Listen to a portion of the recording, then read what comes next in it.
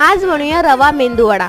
त्यासाठी कढईमध्ये 1 ग्लास पाणी घेतलेलं आहे। त्यामध्ये किसलेलं आलं, बारीक कटिंग केलेला कढीपत्ता, ठेचलेली लसूण, बारीक कटिंग केलेली कोथिंबीर, थोडं मीठ हे टाकून पाण्याला कढ येऊन द्यायचे। त्यानंतर 1 वाटी रवा टाकून ते चांगलं मिक्स करून घ्यायचे।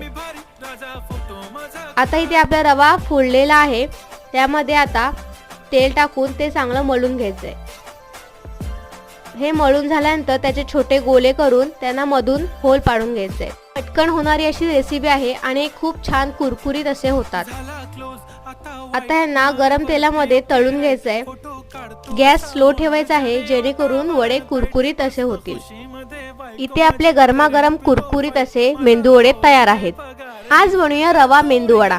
त्यासाठी कढईमध्ये 1 ग्लास पाणी घेतलेलं आहे। त्यामध्ये किसलेलं आलं, बारीक कटिंग केलेलं कढीपत्ता,